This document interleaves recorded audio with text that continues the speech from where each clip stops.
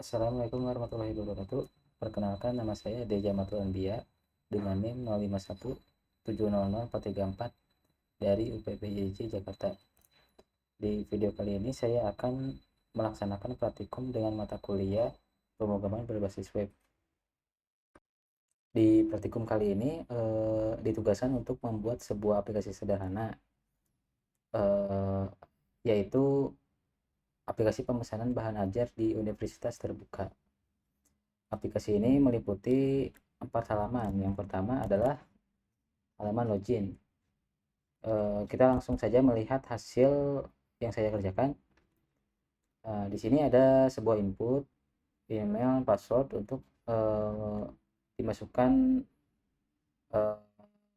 kredensial user. Nah, di sini ada tombol lupa password.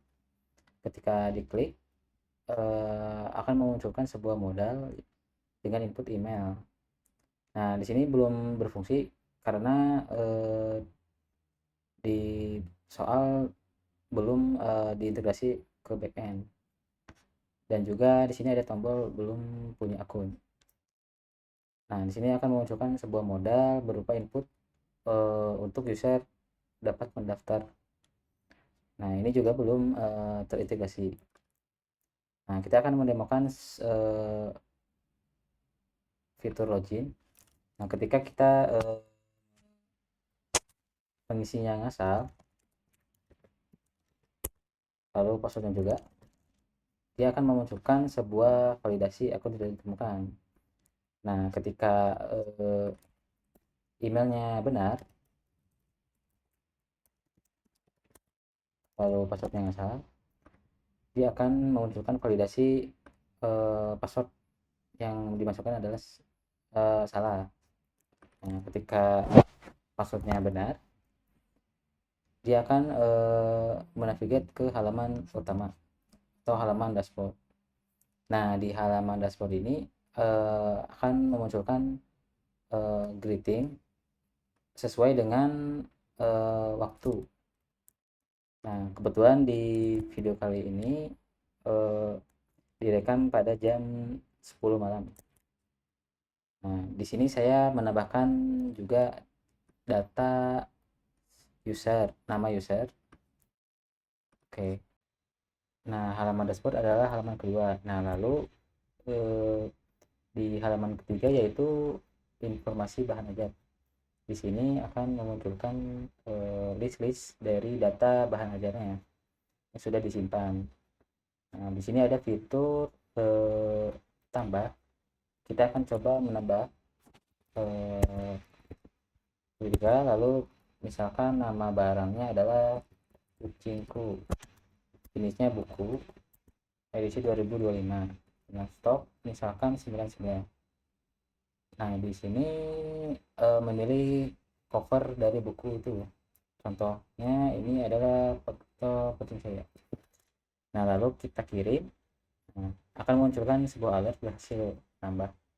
Ketika oke, dia akan ditambah di bawah. Nah, di sini juga ada fitur untuk menghapus bahan ajar. Misalkan kita contoh menghapus pengantar ilmu informasi. Lalu akan memunculkan sebuah alert lagi. Anda yakin akan menghapus pengantar ilmu komunikasi. Nah, ketika di cancel akan membatalkannya. Ketika klik OK, dia akan memproses untuk menghapusnya. Nah, mungkin segitu saja di halaman bahan ajar. Lalu ke halaman ke 4, yaitu tracking pengiriman. Nah, di halaman tracking pengiriman ini ada berupa input Nodeo, yaitu untuk mencari atau men-tracking pengiriman dari bahan ajarnya. Kita coba mengambil data dari sini, dari database, contohnya ini, lalu kita klik lacak, akan memunculkan sebuah detail dari pengiriman tersebut. Nah, di sini ada informasi nama, LDO, ekspedisi, paket, total dan juga histori dari paket tersebut. Dengan terakhir diteruskan ke kantor Jakarta. Nah, kita coba menggunakan data lain. Di bawah ini adalah ini. Ketika kita cari lagi, akan memunculkan data sesuai dengan modelnya. Nah, oke. Kemudian di sini ada navigasi eh, belum terintegrasi. Nah, lalu ada logout. Nah, ketika kita klik akan memasukkan alert, dan ketika klik OK akan memasukkan kembali ke halaman login. Nah, oke, selanjutnya saya akan menjelaskan berupa teknis, yaitu menjelaskan sistematika, alur berpikir, dan juga dokumentasi untuk merancang sebuah aplikasi website menggunakan HTML, JS, dan CSS. Oke, langsung di sini di folder, struktur foldernya adalah ada berupa CSS yang berguna untuk styling umum untuk semua page. Di sini ada berupa styling modal, lalu navigation, kemudian sini ada untuk responsive, lalu ada styling button, dan juga input. Nah, lalu di sini di folder image itu berupa aset untuk bahan ajar ya. Nah, kemudian di file JS dia ada data yang sudah diberikan dari UT berupa data pengguna, data bahan ajar, dan data tracking. Ini sebuah dummy untuk database-nya. Nah, kemudian ada script. Di sini adalah fungsi JavaScript untuk seluruh page yang berupa memprotek ketika belum login. Dia akan masuk ke halaman login terlebih dahulu ketika tidak ada sesi. Nah, kemudian di sini ada mengatur navigation untuk mengubah sebuah ikonnya, collapse ataupun tidaknya. Nah, kemudian di sini ada button logout, event button logout. Dia akan memunculkan alert confirm dengan message yakin ingin logout, lalu menghapus sebuah user. Nah, ini adalah untuk fungsi di halaman dashboard, yaitu mencari waktu yang sekarang, lalu membuat percabangan untuk menentukan message waktu selamat siang atau pagi, sore, atau malam. Nah, di sini saya berinisiatif untuk menambahkan nama dari sesi yang aktif. Nah, lalu di sini ada beberapa page. Yang pertama kita akan membuat halaman pertama, yaitu index. Nah, di halaman index ini kan berupa page login. Oke, langsung di sini kita mengimport CSS yang kita buat tadi. Ini merupakan sebuah eksternal CSS. Nah, lalu di sini ada tag style, merupakan internal CSS. Di sini mengatur styling dari main, body, dan title yang hanya khusus untuk halaman login ini.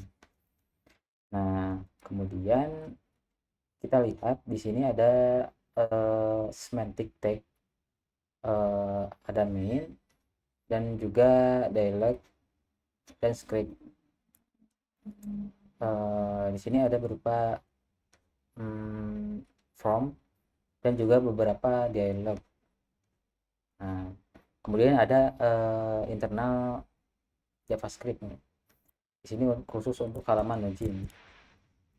Nah, ini inisiasi untuk button-buttonnya. Lalu ketika awal masuk ke login, dia akan memeriksa apakah ada sesi yang aktif. Nah, ketika ada sesi yang aktif, dia akan langsung navigate ke halaman dashboard. Nah, ini untuk fungsi untuk mengclose dialognya ya. Ketika mengklik backdropnya atau halaman belakang dari dialog. Nah, kemudian ada function submit untuk memproses validasi dan menyimpan sesi. Nah, di sini ada fungsi event untuk button lupa password dan juga register untuk menunjukkan modalnya. Nah, kemudian di halaman dashboard juga sama. Di sini mengimport sebuah eksternal CSS, lalu internal CSS. Lalu di sini semantic tag untuk memunculkan navigation. Di sini ada berupa semantic tag main juga, munculkan title dashboard dan juga greeting. Lalu ada semantic tag footer. Terus menggunakan eksternal JavaScript script. Nah, terus di halaman stock juga sama, menggunakan eksternal CSS, internal CSS untuk khusus halaman stock.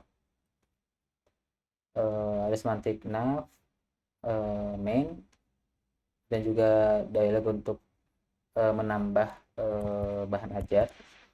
Kemudian di sini ada internal JavaScript dan juga mengimport eksternal JavaScript yang tadi. Oke, di sini ada fungsi untuk meload data bahan ajar. Pertama-tama kita fokus ke bawah.